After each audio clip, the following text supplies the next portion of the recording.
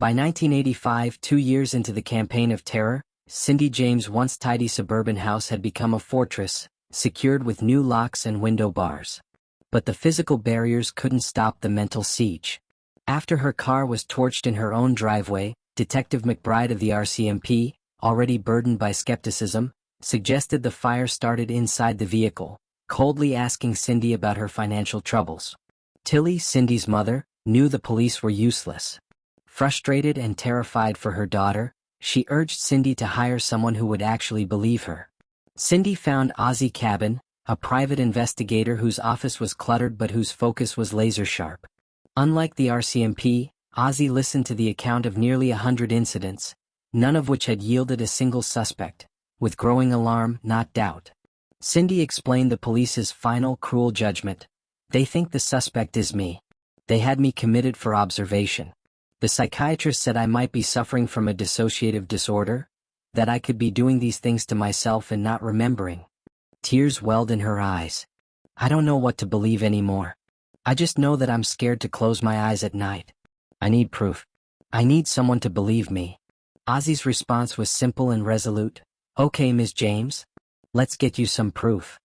A month later, Ozzie was at Cindy's house setting up surveillance gear on her phone line. He quickly found the proof she craved.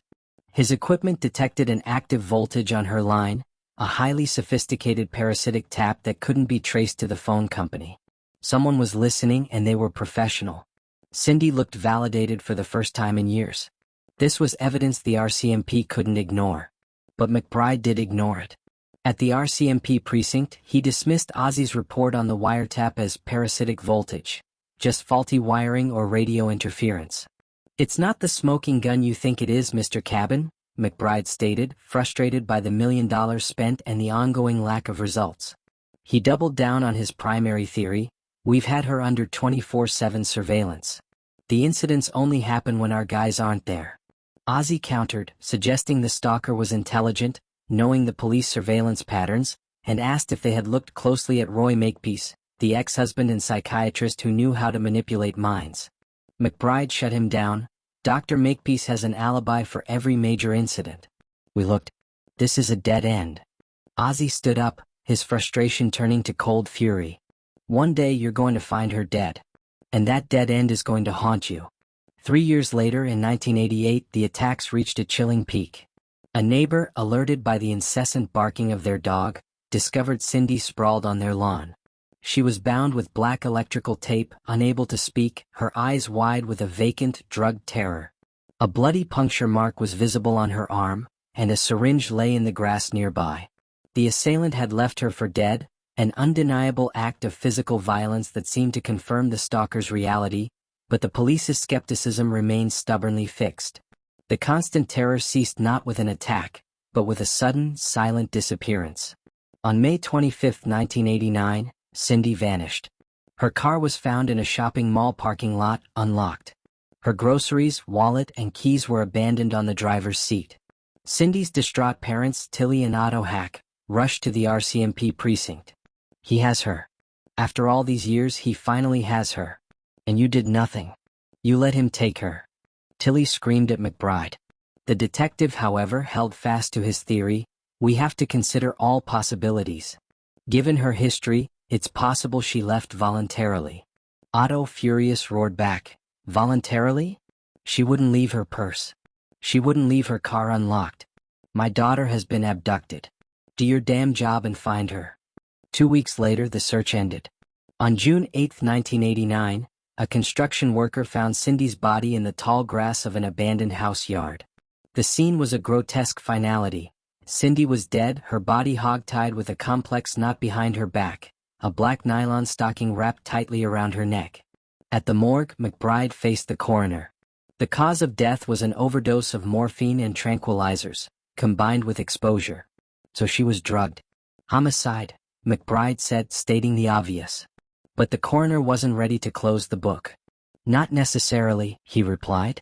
The binding is perplexing, complex, yet tied in a way that suggests it's possible she could have done it herself. A contortionist could. Or someone very, very determined. The coroner refused to rule out suicide. There's no other DNA on the bindings. No signs of a struggle here. It's the strangest scene I've ever encountered. McBride looked at Cindy's body. For the first time, a profound flicker of doubt about his own theory crossed his face. The final chapter played out in the 1990 coroner's inquest, a public stage for the two competing truths. On the stand, Detective McBride was forced to admit the RCMP never identified a single credible suspect. He maintained the official position. Cindy was a deeply troubled individual who may have been responsible for the incidents, culminating in a tragic suicide designed to look like a homicide. Ozzie Cabin took the stand next, defiant and passionate. The RCMP ignored evidence. The wiretap was real. Cindy was being systematically tortured by a sadist who was intelligent, patient, and knew how to avoid leaving a trace. They didn't fail to find a killer, they refused to look for one. Finally, Roy Makepeace testified. Calm and clinical, he suggested Cindy suffered from neuroses and fantasies, concluding she was fighting a battle in her mind that, in the end, she tragically lost. He appeared to be a grieving ex-husband, but in the gallery, Tilly and Otto Hack glared at him with pure, unconcealed hatred. The jury foreman stood to deliver the verdict. After the 7 years of terror, the 100 reports, the abduction, and the grotesque discovery, the jury's conclusion was a legal surrender. We find the manner of death to be an unknown event. It was neither murder nor suicide, a legal black hole. Otto slammed his fist down in frustration while Tilly wept. The case was frozen in permanent ambiguity. In the present day, a narrator reflects on the enduring mystery. For over 30 years, the case has remained frozen in ambiguity. An unknown event. The public is left with two equally terrifying possibilities. Was Cindy James hunted and killed by a phantom-like predator who was never caught? Or was she the victim of a powerful darkness within her own mind, an illness that drove her to orchestrate a 7-year campaign of terror against herself, culminating in her own bizarre, inexplicable death? The truth, it seems, died with her. The camera pushes in on a final shot of the empty field where the house once stood. It is now a quiet, peaceful patch of green, before the faint, distant sound of a phone ringing closes the story forever.